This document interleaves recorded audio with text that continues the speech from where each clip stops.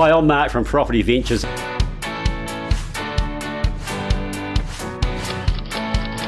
Welcome to this week's New Zealand Property Podcast, where we interview the property expert around New Zealand. Hi, I'm Mark from Property Ventures, and today we're going to do a first part of another two-part podcast with two gentlemen from Christchurch. We've got Mark Revis, who's a chartered accountant and director of Duns Limited in Christchurch.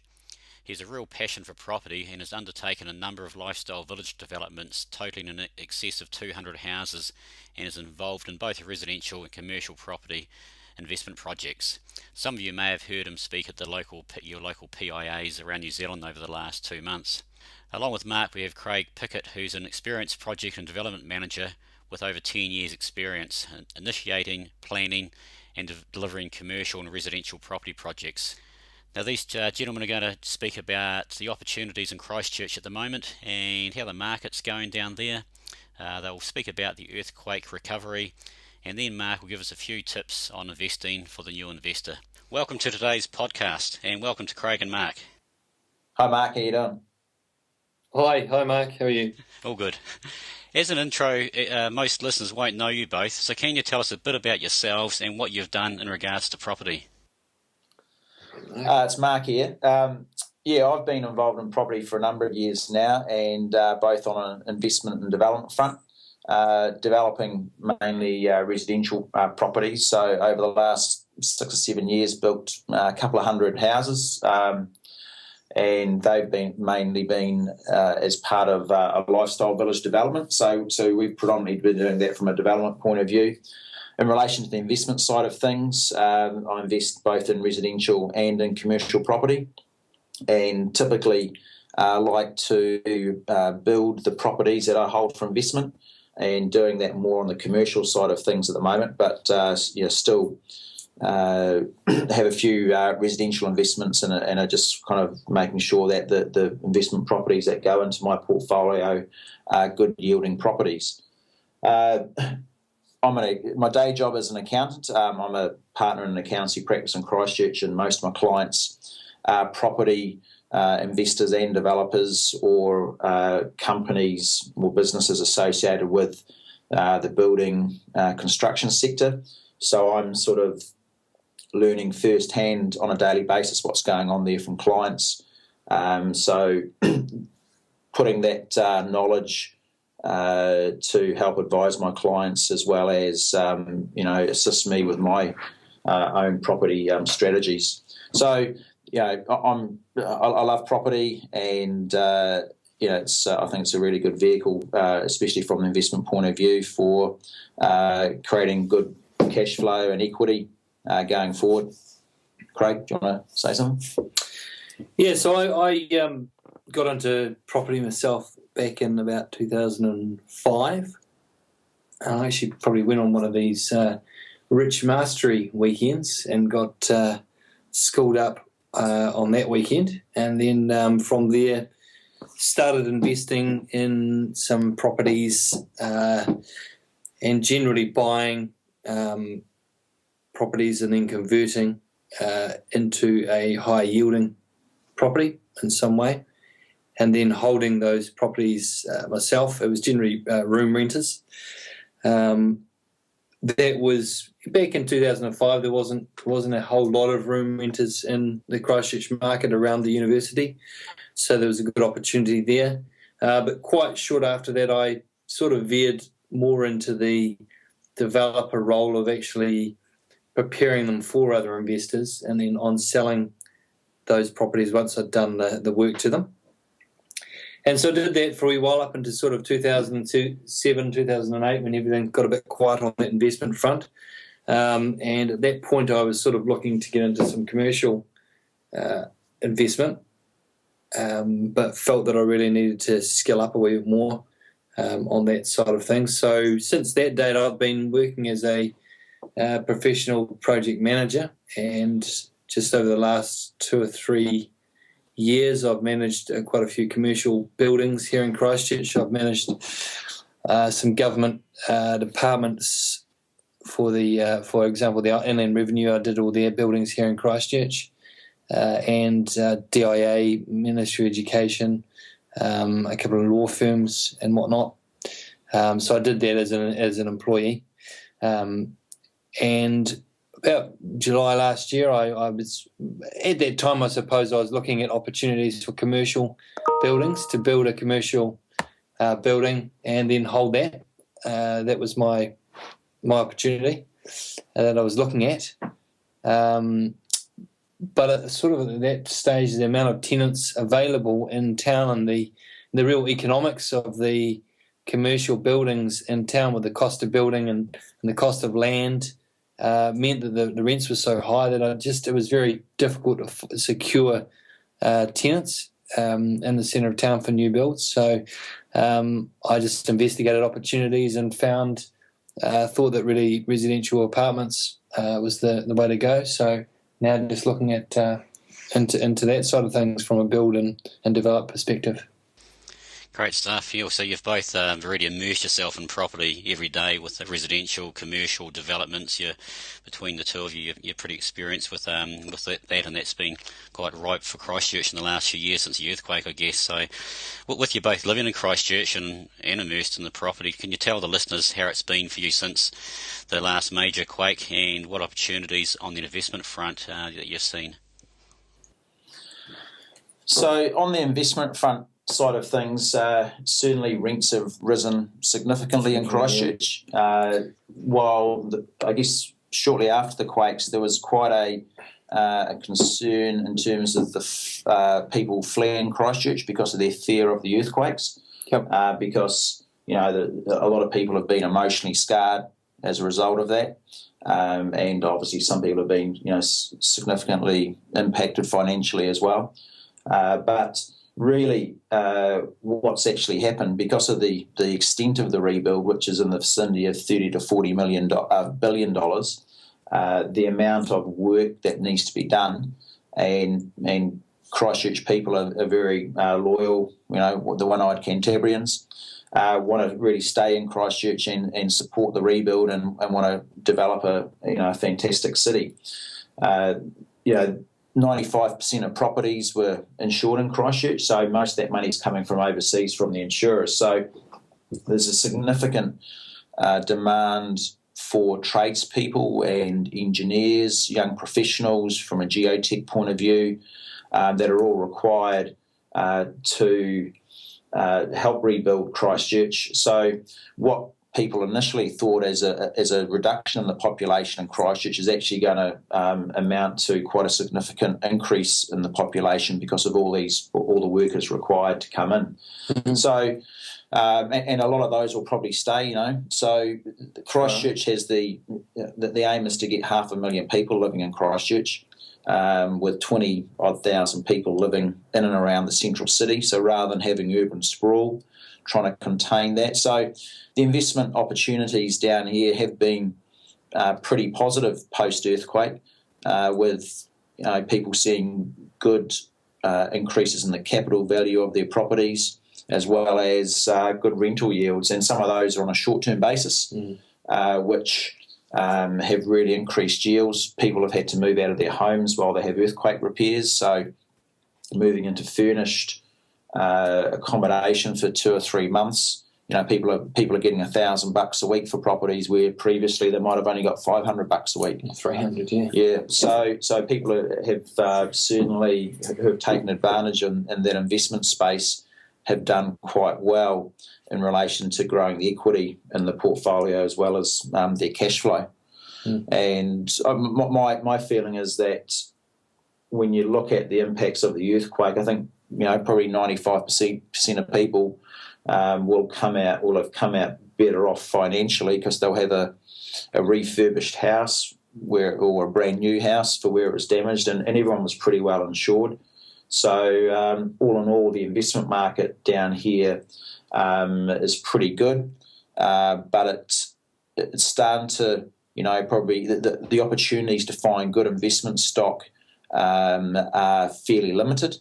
And people are having to be a bit more creative in terms of creating good yielding properties. Yeah, so I'd say the earthquake related opportunities are pretty much have dried up, haven't they? Not all of them, but it's getting to that stage with that, the as is, where is, or commercial buildings that could be repaired and then gaining, high yields using insurance money. Yeah. That sort of stuff's gone, isn't it? It's it's getting to the end of that, moving into a new phase. The other thing down here is that, unemployment's got to it's the lowest in the country. It's down at 3.4% compared to 6% nationally. There is demand for, people moving into Christchurch. And the overall rebuild phase is expected, somewhere between 7 to 10 years. But personally, I think it's going to be more like 10 to 15 years, with the amount of development that still needs to occur to get the city back to, having a fully vibrant, central city. There's quite a large window of opportunity and time frame where those demands are still going to be there for, rental accommodation, both residential and on the commercial side of things. There's a bit of a changing demographic as well, wasn't there? I think historically Christchurch people have sort of finished at university at 22, 23 and gone overseas for the OE experience and haven't come back to the sort of 35, ready to settle down with a family and go out to the suburbs. Whereas now you've got all these professionals and young tradespeople all in that band between 18 to 35, and they want a different lifestyle to families. So I think moving forward, that vitality that's created, and whether it's in and around the central city, might just bring a different sort of feel to the city.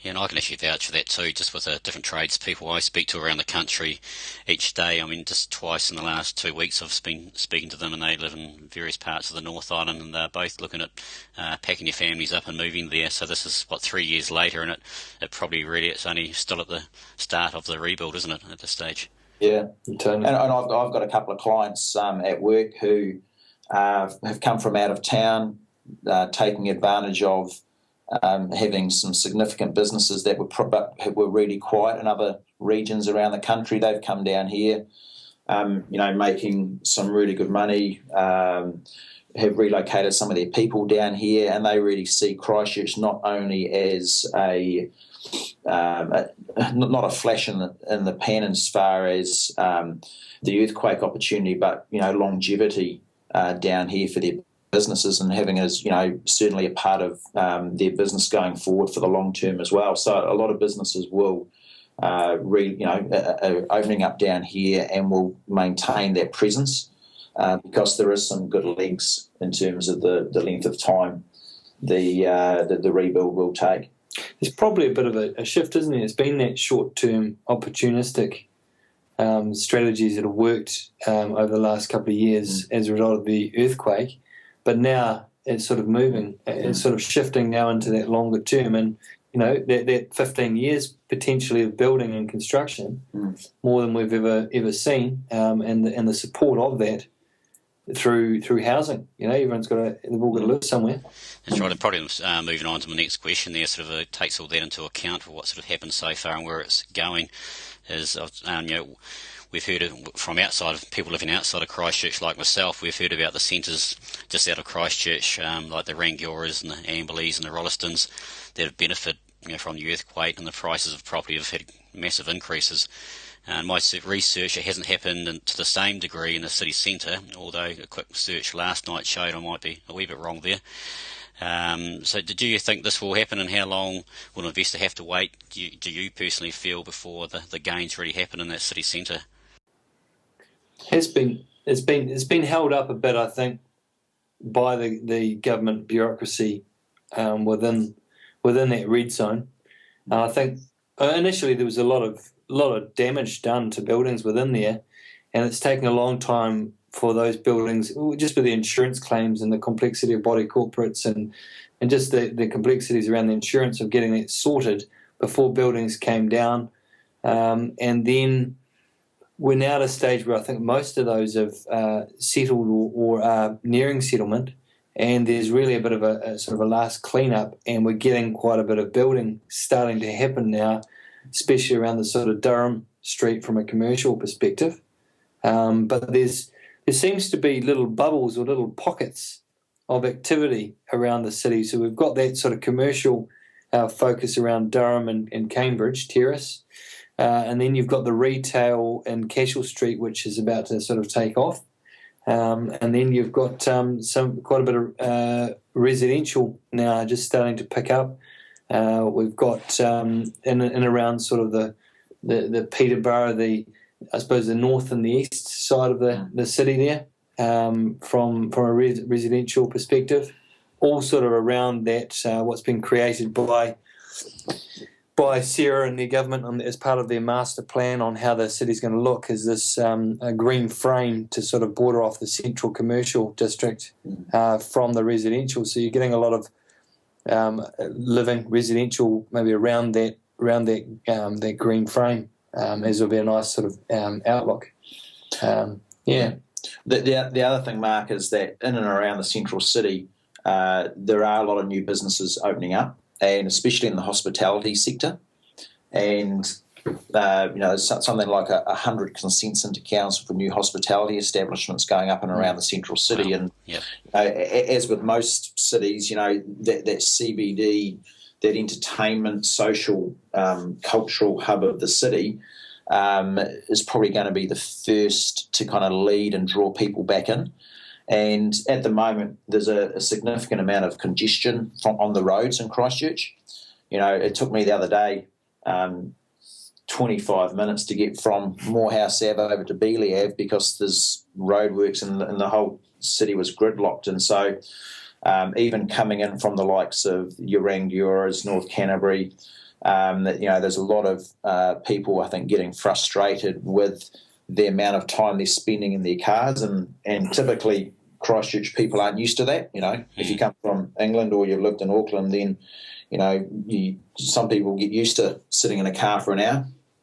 But down here, we don't really have that patience. Yeah, in fact, just on that point myself, I was in Christchurch on Friday, and it's probably been almost a year since I was last driving around there. And last time you're the only car on the road, and this time I actually drove in from Rangura, and it took quite some time, and then it was back to the old traffic problems when you got into town, which is a good sign, obviously, for the city. And in fact, as I was driving through there, listening to the radio, they were talking about people coming in from north and south, and the amount of time it's getting into the city from those places. Yeah, so people are getting frustrated about that, and so I think people are actually starting to move closer back into the central city because a lot of the businesses are coming back in. While at this stage they're sort of city fringe, and Victoria Street, businesses are starting to commit to coming back in now. So because of that congestion, I believe a lot of people are going to start to want to live close to where they work.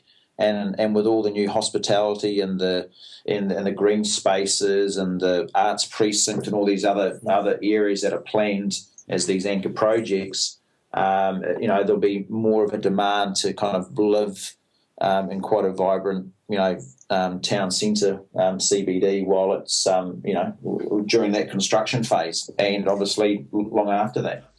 Yeah, definitely. In the hospitality, as you said, if that many consents going in for doing that in the centre of town, that's obviously starts at being the hub of the city to start off with. Any more do you want to add to the rebuild sort of around the city areas at all, or do you think you've covered enough on those topics at the moment? Anything to add before you move on to the next sort of part of what we're going to talk about? Probably the biggest part is that the one thing that the central city I think needs more than anything else, it's the government to take a lead role in it, and that all the anchor projects have been announced, and now they're starting to set timeframes on when the commencement of those projects will be. And so, for example, there's a Margaret Mayhew amazing playground, which is going to be supposedly one of the coolest playgrounds in the country, the most expensive playground. Is sort of due to start in the next couple of months. You've got the Metro Sports facility that's starting later on this year. The convention centre. You've got the the rebuild of the town hall and the arts precinct. So all those things are starting to come to fruition. Yeah, so the government really want to get it right. The other key aspect of the central city is that the government's committed to bringing back all the government departments into the CBD. So that'll create a significant number of businesses and people coming in supporting workers coming and supporting the retail. And I think a lot of those people are going to want to live in and around the central city. They're making the central city quite, from a transport perspective, quite user-friendly with lots of bike lanes, green spaces, walking tracks around the river and stuff like that. So it's going to be a pretty cool place to live. And once all that gets up and going, it's going to be really attractive, and I think it's going to want people to be living. People are going to want to be living close to that environment.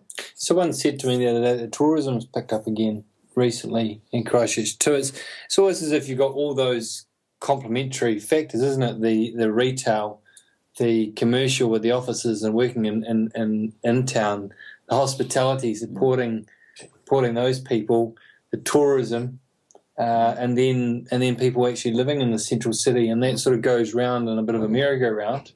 As I suppose developers, that supply and demand, as a developer focuses on in one area, maybe the commercial buildings, that brings in some tenants, then they get the demand meets the supply there, and then they shift to another area where it's tourism or residential or retail, and it sort of goes round in a circle and feeds off each other. Yeah.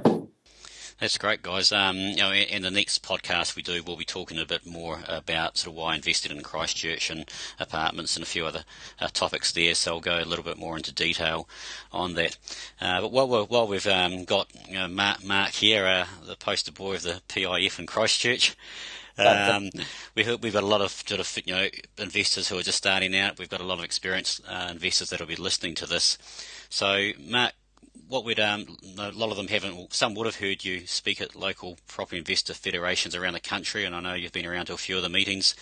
You're heavily into investing on all levels. So to finish off this podcast today, if we were to ask Mark Revis some tips on investing and where you would start, what would be a few wee gems you could give our listeners? I guess there's lots of different ideas, but probably the main one I want to focus on is, and what my strategy is very much based around in property investing and developing, is teaming up with the right people.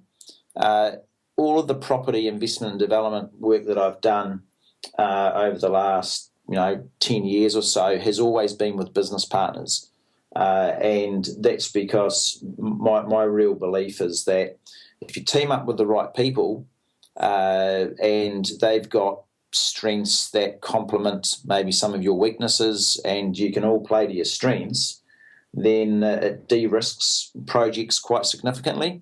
And so for, whether you're an experienced investor or whether you're somebody starting out, work out what your strengths are, and that might be, it might be finding the properties, finding some good deals because you're a good negotiator or you've got the time to hunt out the deals, or maybe you've got some building skills, or maybe you've got some good finance skills.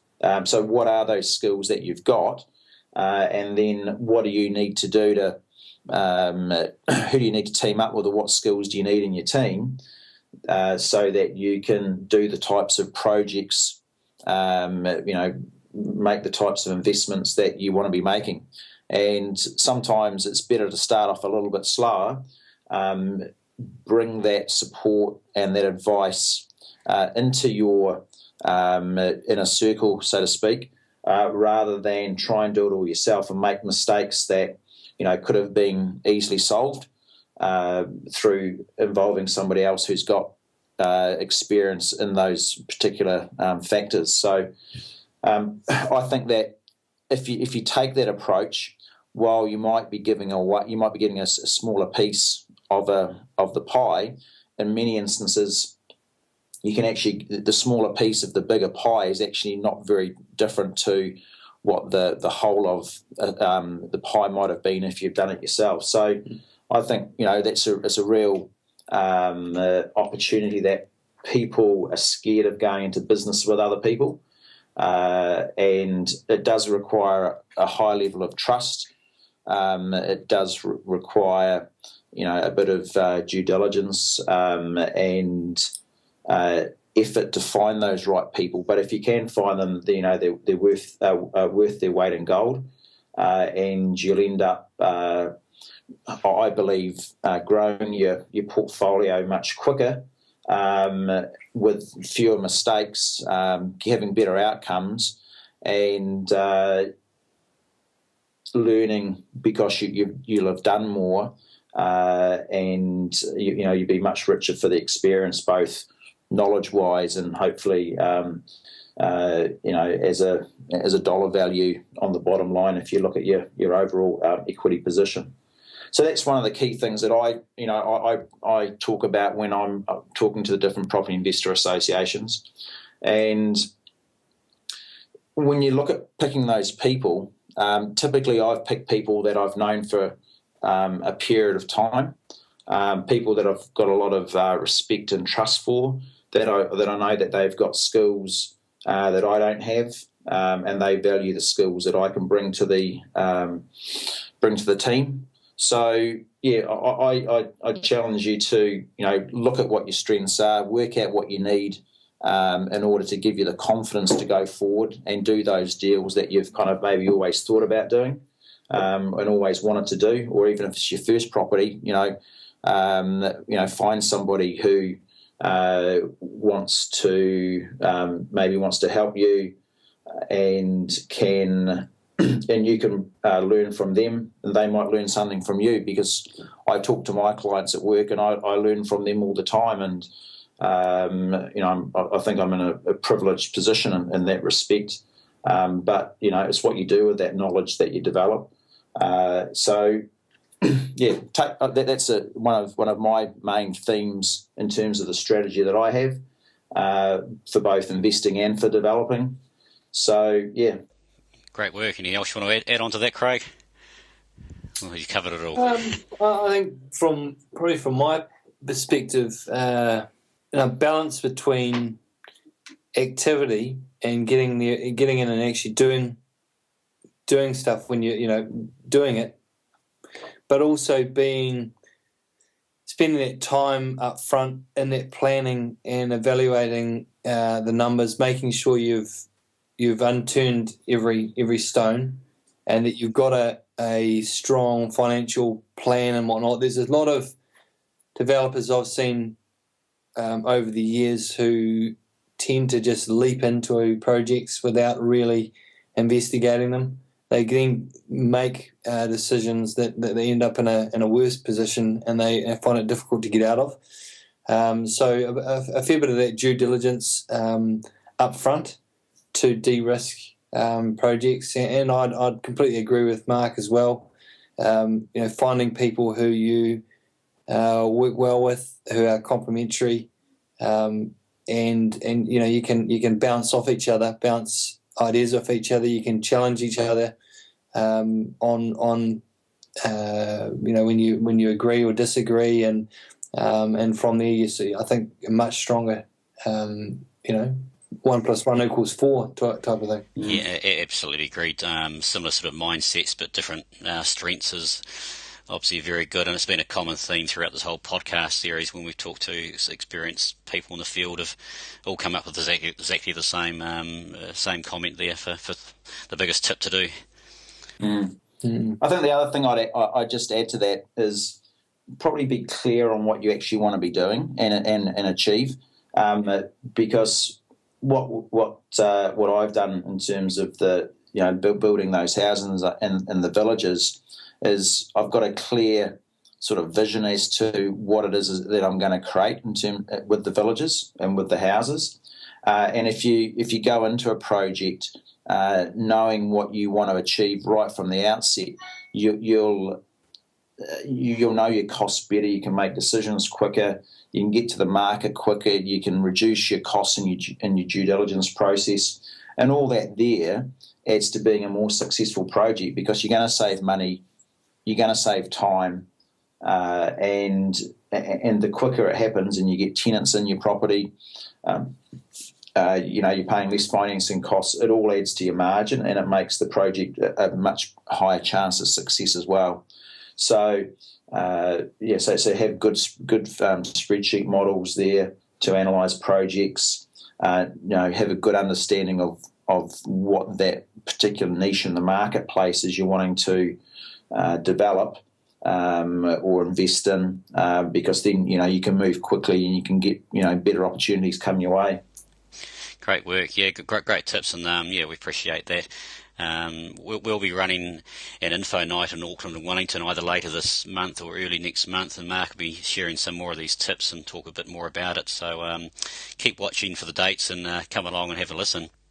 So that's it for part one of the two-part podcast we're doing with these lads. On the second podcast, we'll be talking a bit about why Christchurch, why apartments, and we're going to talk about a very exciting opportunity that we're going to present for you in this next podcast. So come back to us next week, listen again, and thanks for your time tonight. Hey, no, thanks, Mark. It's been good. Great. Cheers, Mark. Good one. I'd like to thank Mark and Craig for their time today and sharing their thoughts on the Christchurch market and where they see it. Now, in the second part of this podcast, they'll start talking about a project that they're doing in Christchurch. It's a large project, and it'll be good to see and learn how you actually go about doing a project that size, and they'll tell you more about what it is and the opportunity that is there for all investors. If you have any requests or suggestions on someone you'd like to hear on the podcast, you can contact us at propertyventures.co.nz. Thanks for listening and have a great day.